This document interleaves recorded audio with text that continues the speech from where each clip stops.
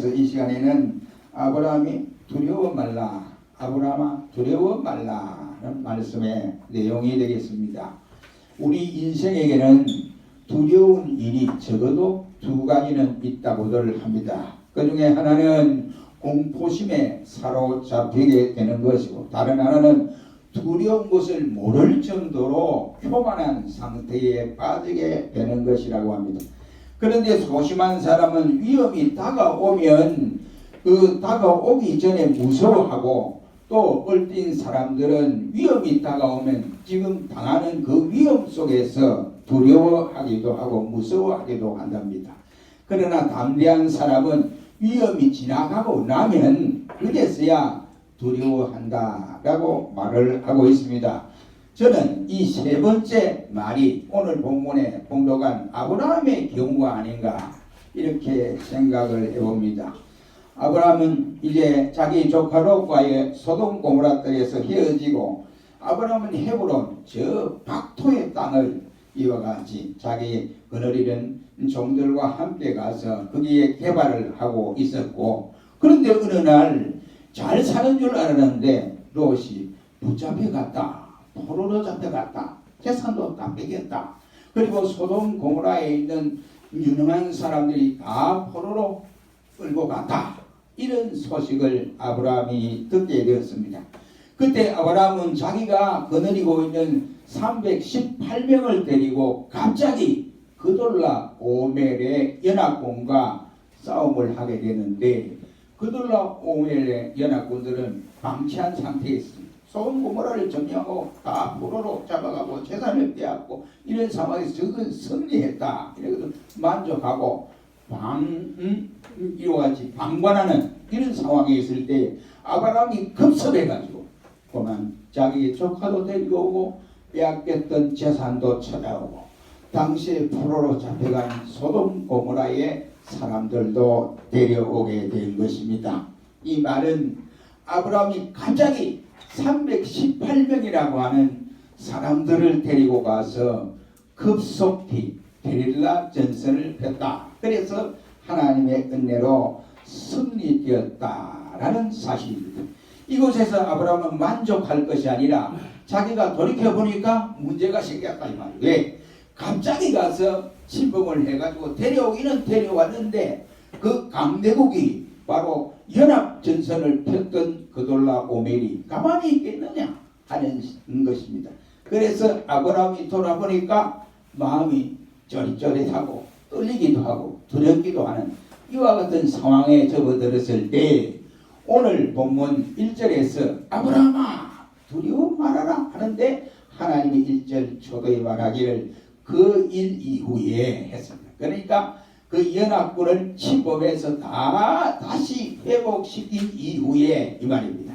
그때 아브라함은 두려워했다, 이러한 말씀이 되겠습니다. 이러한 것들은 우리가 예로 들면 1941년 12월 8일에 바로 주일이었습니다. 그때 일본 공군이 새벽에 진주만을 공격한 일이 있습니다. 공격 개시 10분 만에 호놀루루의 모든 이와 시가지는 수라장이 되었고, 이에 병원에는 이와 같이 피를 흘리고 전투에 참여하다 다친 병사들 많이 가득 차게 되어졌습니다. 이에 병원마다 피범벅이 되는 사상자들이 늘어나기 시작했습니다. 통계에 의하면 미 태평양 함대는 약 2시간 동안 계속 일본군의 기습 공격을 받아서 군함이 26척 파괴가 되고 항공기가 347대나 부서져버렸고 2008명의 인적 손실을 입었습니다. 당시에 세계적으로 기암이라고 위험을 떨쳤던 에리자라우나 호는 15분 동안 꼼짝도 못한 채 1706톤의 폭탄 세례를 받고 결국은 176명이 다 수장되고 말았던 사건입니다. 이렇게 하여 발발한 태평양 전쟁은 1945년 종전을 맞기까지 일진일퇴를 거듭하다가 결국은 엄청난 사상자를 내기도 했고, 세계의 위암이라고 자랑하던 에리자 호노도 바로 수장되고 말아버렸습니다. 일본은 계속해서 전쟁에 승리한다고 큰소리를 치고 폭탄을 투하하고 했지만은 결국은 거듭했지만은 일본은 패전을 하게 되고 1945년 8월 15일에 무조건 항복을 하기에 이르렀습니다. 당시 일본에서 야마모토 이소록구라고 하는 해군 대장은 제독은 말했다고 합니다. 절대로 이 전쟁을 해서는 안 됩니다. 진주만 공격을 해서는 안 됩니다. 이라고 했는데 결국은 그것을 결정해서 진주만을 공격했는데 이 제독이 말하기를 우리는 잠자는 사자를 건드렸습니다. 우리는 망합니다. 끝났습니다. 라고 했던 유명한 말이 있습니다. 아브라함의 경우도 똑같은 원리라고 말을 할 수가 있습니다. 그는 조카 롯이 사로잡혀갖고 재산도 다 뺏기고 그 다음에 소돔 고모라에 있는 거민들도 유능한 인사들은 다 끌려가는 상태에 있었습니다. 그래서 아브라함이 그 소식을 듣고 가만히 있을 수가 없었어요. 그래서 갑자기 잡개가 데리고 있는 318명의 이 사람들을 데리고 가서 저들이 방치한 상태에서 바로 침범을 하여 롯도 찾아오고 재산도 찾아오고 그 다음에 끌려간 소돔 고모라의 이 사람들도 데려오기도 했습니다. 그러나 아브라함은 데려왔지만은 한쪽 구석으로는 엄청난 겁에 시달리고 있었고 두려움에 사로잡혀 있었게 되었습니다. 아브라함이 그때 왜 이런 일이 벌어졌는가, 이런 두려움에 쌓여 있는가 하는 것은 바로 메소포타미아의 연합군은 결코 당하고만 있지 않을 것이다 하는 사실이었습니다. 그래서 그 당시에 그돌라오멜 왕은 바로 아브라함의 실체를 파악한 후에 5개 연합군과 합세해서 다시 아브라함을 치러 올 수 있을 것이다. 그래서 언제 어느 때에 아브라함을 치러 올란지 알 수 없었기 때문에 아브라함이 전다고 하는 것은 불을 보듯 뻔한 사실이었다는 것을 아브라함 자신도 너무나 잘 알고 있었습니다. 그래서 그는 두려움에 쌓여 있었고, 다른 하나는 아브라함의 세력이 강해지는 것을 보고 당시에 이곳에 살고 있는 가난한 이방인들이 수수방관하고 있지는 않을 것이다 라고 하는 것입니다. 아브라함은 아직도 낯선 땅에 살고 있습니다. 가난한 사람들이 말하기를 나그네라는 말로, 타국인이란 말로 이와 같이 아브라함을 보고 있습니다. 가난한 원주민들이 그들을 침략자로 규정을 하고 적대적인 공격을 감행할지도 모르기 때문에 언제 어느 때 이런 일이 일어날 줄 모르기에 아브라함은 두려워할 수밖에 없었습니다. 또한 이 세 번째는 칼과 또한 벨리치가 해석한 내용을 보면 아브라함은 하나님께로부터 가나안 땅과 그 후손에 대한 약속을 받았는데도 시간이 경과함에 따라서 하나님이 아무런 무슨 특이사항이 나타나도 약속한 것이 하나라도 이루어져야 되는데 약속이 하나도 이루어지지 않았습니다. 그래서 아브라함을 볼 때는 하나님께서 지금까지 침묵하고 계시는 것에 대해서 두려워했다라고 저들 분들은 해석을 하고 있습니다. 당시의 모든 정황은 약속 성취에 대한 가망이 전혀 없이 보였기 때문에 아브라함은 두려워했지 아니한가라고 말하는, 그런 사정 때문에 아브라함은 영적으로 의기소침했다라고 데일 틴치는 이와 같이 해석을 하고 있는 것 같습니다. 그러나 그는 바로 그 이어서 자기 계대를 이을 자식까지 있었더라면 그러지 않을 텐데, 자기 계대를 이을 자식이 자기가 부리던 엘리에셀인 줄 알고 있었는데 하나님이 말하기를 그건 아니야. 너의 계대를 이을 자가 아니야. 너의 상속자가 아니야. 너의 상속자는 내가 너의 몸에서 태어날 자가 너의 상속자니라고 하기 때문에 언제 어느 때에 이와 같이 자식 때문에 허전한 그의 마음속에 열국들이 침범을 다시 해오면 아브라함은 꼼짝없이 당할 수밖에 없는 이런 처지에 있었습니다. 믿음의 사람에게는 간혹 이러한 경우들이 여러 사람들에 의해서 나타나는 경우들을 우리가 볼 수 있습니다. 여러분 엘리야를 보십시오. 이세벨과 또 아니면 그가 바알의 선지자들과 와서 갈멜산에서 싸워서 이겼습니다. 850대 1의 싸움에서 승리를 하고 아주 당당했습니다. 그러나 얼마 있지 않아서 이세벨이 이와 같이 엘리야를 죽이려고 군대를 동원했습니다. 이 소식을 들은 엘리야가 이제 도망을 가기 시작했는데 바로 저 광야에 으로 도망을 갔습니다. 도망가다가 이제 먹을 것이 없어서 까마귀가 주는 음식을 먹고 이렇게 있어서 있다가 그는 로뎀나무 아래에서 하나님 앞에 성원합니다. 하나님, 내 생명이 넉넉하오니 이제 취하여 가십시오. 이제 됐습니다. 하나님 데려가십시오. 라고 이렇게 기도를 했습니다. 그렇게 갈멜산에서 당당했던 그가 이제는 로뎀나무 아래에서 죽기를 자처하는 이러한 이유가 무엇이었느냐 이 말이에요. 성공한 이후에 그가 왜 이런 자세를 취해야 했던가 하는 것입니다.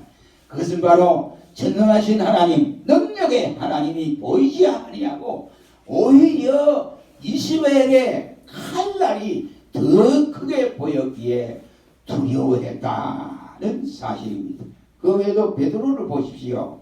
베드로는 가이사 빌립보 지방에서 위대한 신앙을 함으로써 예수님께 엄청난 칭찬을 받았습니다.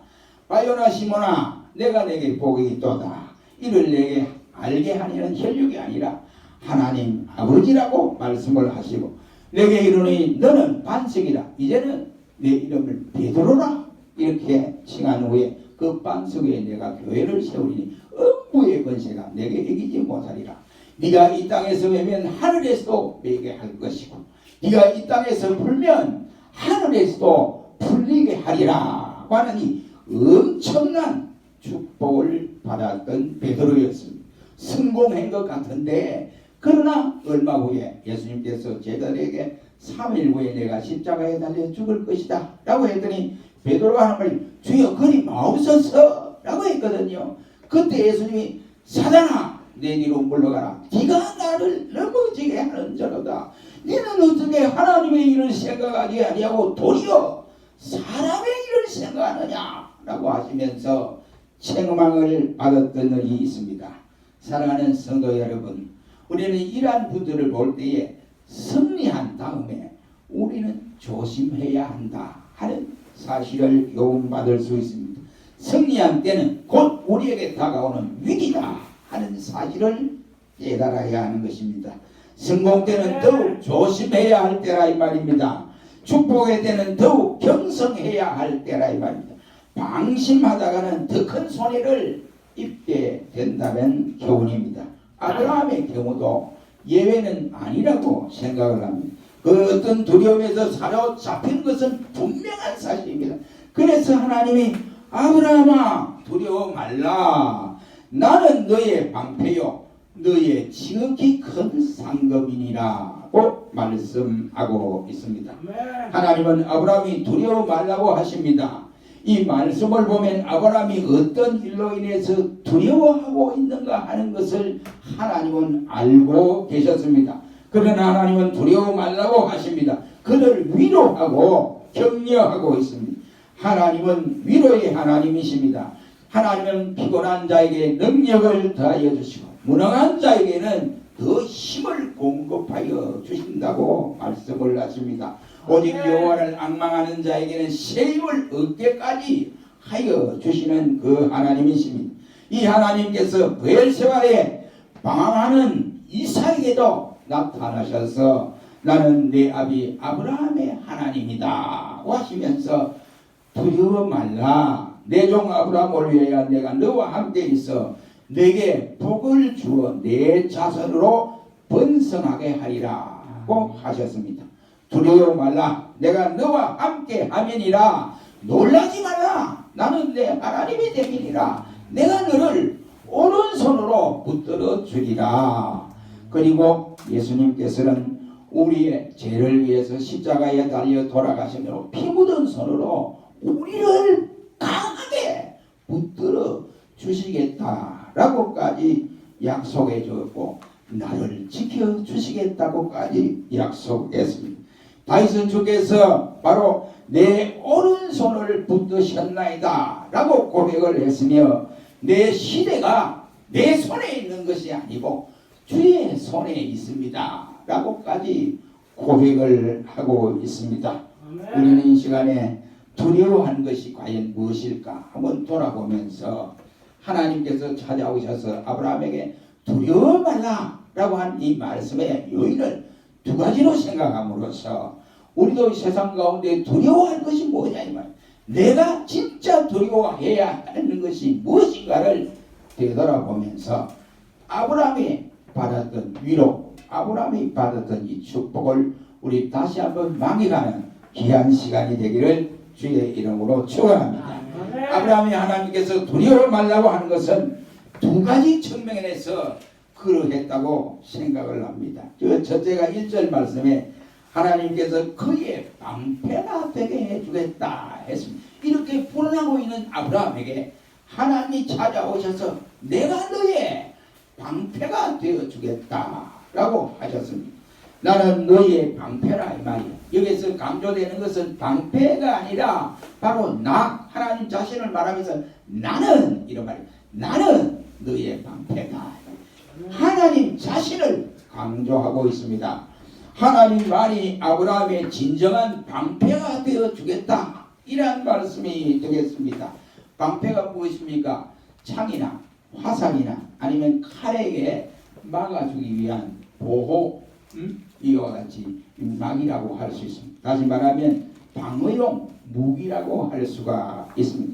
방패는 싸울 때 몸을 안전하게 지키고 보호하기 위해서 한 손에 들고 창이나 아니면은 화살 등등에 의해서 자기 몸을 보호하기 위해서 앞을 가리는 겁니다. 몸 전체를 가리니까 방패가 조그마한 것이 아니고 몸을 가릴 수 있는 큰 이와 같은 넓고 크게 만든 것이 방패라고 할 수 있습니다. 왜 그렇게 만듭니까? 그것은 나를 상해와 위협으로부터 능히 막을 수 있게 만들어주는 이와 같은 기구라고 할 수 있습니다. 다윗은 그의 방패가 되신 하나님을 사랑한다고 했고, 그는 나의 힘이 되신 여호와여 내가 주를 사랑하나이다 라고 고백을 했습니다. 여호와는 나의 반석이시요 나의 요새시요 나를 건지시는 자요 나의 하나님이요 나의 피할 바위시요 나의 방패시요 나의 구원의 뿌리시요 나의 산성이로다 라고까지 고백을 하기에 이르렀습니다. 여기 반석이 뭡니까? 암벽이란 말이죠. 암벽으로 둘러싸여 있는데 거기에 바로 피난처가 되는 것이 바로 반석입니다. 요새는 뭡니까? 높은 언덕 위에 산꼭대기에 있는 것을 말하는데, 이것은 적군이 내습해도 이와 같이 쳐들어와도 들어올 수 없는 안전지대, 안전한 요새를 말하고 있습니다. 피할 바위는 난공불락의 이와 이 돌산을 말하고 있습니다. 이 산성은 또한 험한 절벽에 우뚝 솟은 피난처를 말하고 있습니다. 여기 말씀한 하나님께 대한 시고는 비슷비슷한 말들이 이와 같이 많이 나오지만은 두 가지로 요약해보면 하나님은 여러 면에서 성도들의 보호자가 되어주신다 이런 뜻이 담겨져 있고, 다른 하나는 바로 이러한 성도들의 보호자가 누구냐? 하나님 자신인 것을 강조하고 있는 내용의 말씀입니다. 여러분, 우리는 바울의 간증을 기억할 수 있습니다. 바울은 말하기를 그리스도 예수 안에 있는 자에게는 결코 정죄함이 없다 라고 말을 했고, 하나님을 사랑하는 자, 곧 그 뜻대로 부르심을 입은 자들에게는 합력하여 선을 이루게 하신다 라고 말씀을 우리는 믿습니다. 이와 같이 하나님은 주 안에 있는 성도들의 방패가 되어주신다 이런 말이 되겠습니다. 하나님은 그를 의지하고 사는 성도들의 요새가 되어주고 피난처가 되어주고 산성이 되어주신다는 내용의 말씀입니다. 우리는 생활 속에서 하나님이 이렇게 약속을 했는데도 이 약속들을 저버리고 알지 못하고 때로는 그 방패가 되어주신 그 하나님을 잊어버리고 두려워하고 떨고 이와 같이 할 때가 얼마나 많이 있느냐 이런 말이 되겠습니다. 서두리었더라고는 목사님이 계시는데 그 목사님의 그 일대기를 기록한 책을 보면, 자기 저서를 보면 아일랜드의 어떤 산악지대에 이 시골에 전도하러 가라는 명령을 받고 전도하러 갔다가 그러니까 그 동네는 거의 다 막 90%가 천주교 신자들이라고 합니다. 그러니까 이 목사님과 전도를 어느 집에 가서 이제 방을 얻어놓고 이제 전도를 하는데 그 중에 천주교 신자가 딱 나타난 사람을 설교하는 목사님에게 딱 손가락질 하면서 당신 내려와 당신 내가 죽일 거야 이러면서 저주를 하고 가더라는. 그래도 계속 목사님 설교를 하고 하면은 당신은 내일 이 마을을 떠날 터인데 마을 떠나면 나는 저 깊은 산속에 당신 가는 길목에 딱 있다가 당신 올라오면 그냥 죽일 거야 하고는 사라져 버렸다고 합니다. 그런데 이제 목사님 설교를 마치고 이제 아침이 되었습니다. 아침이 돼서 목사님 짐을 주섬주섬 주셔서 이제 자기가 준비를 해가 떠나려고 하는데 집주인의 그 부인이 하는 말이 목사님 자칫하면 큰일 납니다. 그 사람이 어디 저주를 부르고 갔는데 그 사람 분명히 악령이 높은 사람입니다. 그 사람 분명히 그래 할 겁니다. 그러니 목사님이 죽이려고 할 거인데 가지 마시고 여기 당분간 며칠 쉬시다가 그래 가십시오. 이런데 목사님이 그 목사는 아니 나는 갑니다. 하나님은 나의 방패가 되십니다. 나의 요새이십니다. 그러니 가겠습니다. 그래 갔다는 거예요.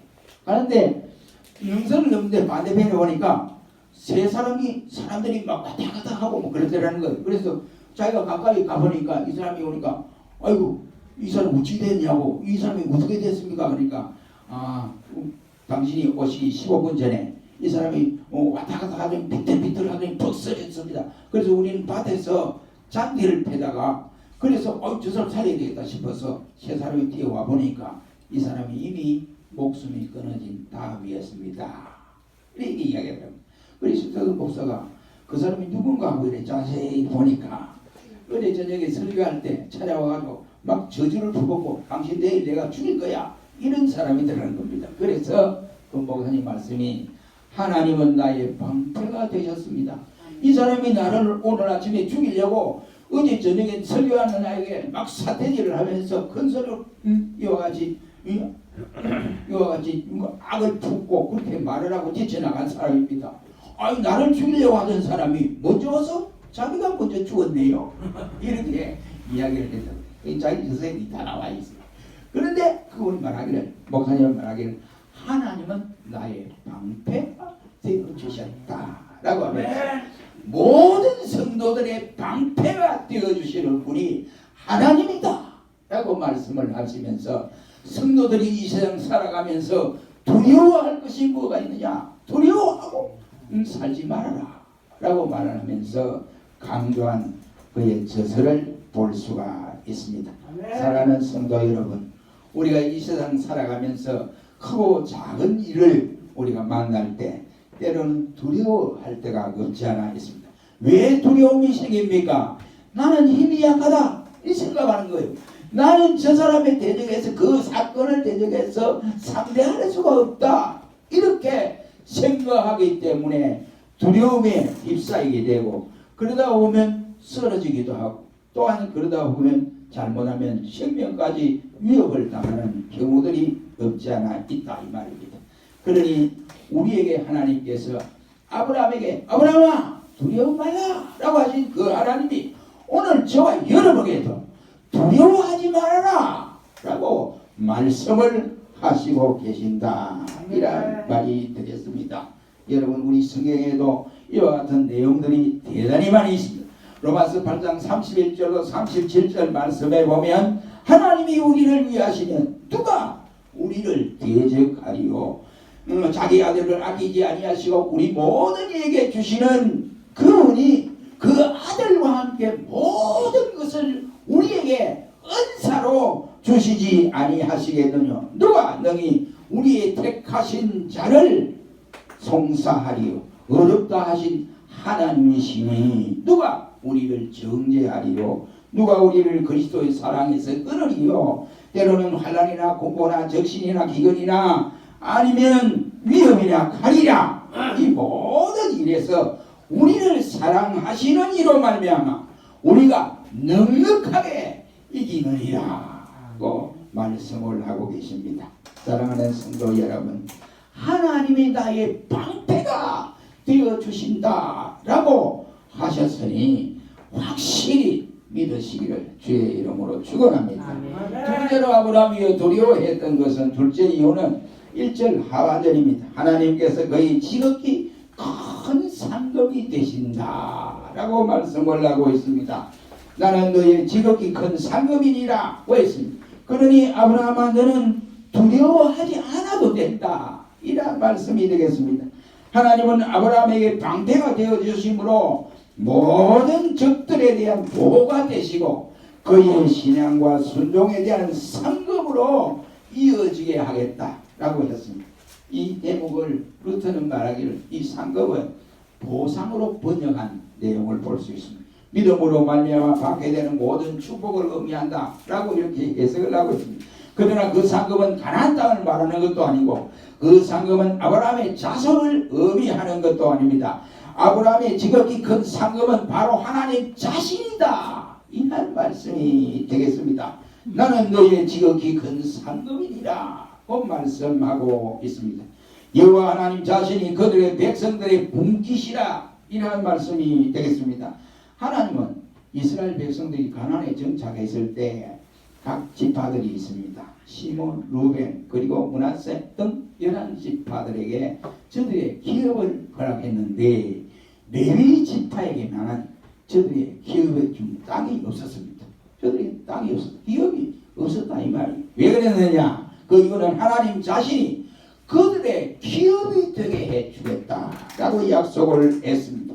신명기 10장 9절 말씀에 보면 그러므로 레위인은 그 형제 중에 분깃이 없으며 기업이 없고 내 하나님 여호와께서 그에게 말씀하신 것 같이 여호와가 그의 기업이 되니라 고 말씀을 합니다. 여러분 하나님을 믿는 우리 모든 성도들은 바로 레위인과 같습니다. 그러므로 하나님 자신이 바로 우리의 기업이요 우리의 분깃이기 때문에 그렇습니다.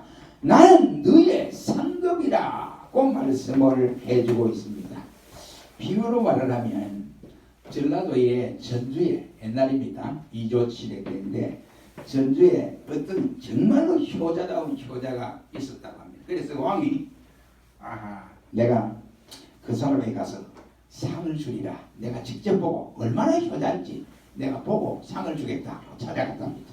그래서 왕이 이제 그에게 하는 말이 이 소원이 무엇이뇨?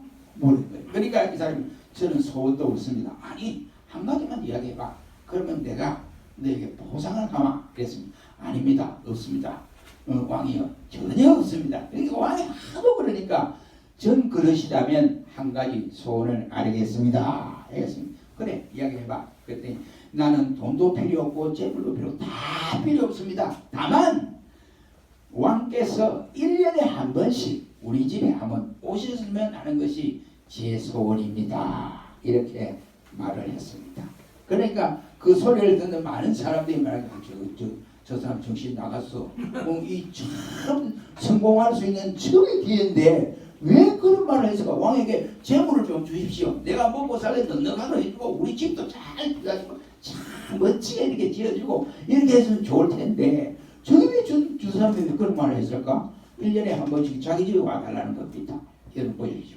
이것이 그에게는 엄청난 큰 상급이었어요. 왜 그렇습니까? 여러분 재물은 받아놓으면 자기 대에 쓰다가 없어질 수 있어요. 자기 국세에 쓰다가 또 없어질 수 있습니다.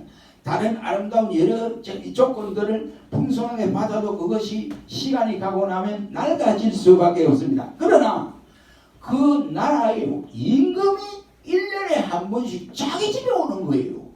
그러니까 그 자기 집에 오니까 전주에 있는 관아의 사도가 얼마나 잘해주겠느냐 말이에요. 왕이 1년에 한 번씩 그 집에 오는데 그 사도가 가만히 있겠습니까? 예, 전두환 시절에 말이죠.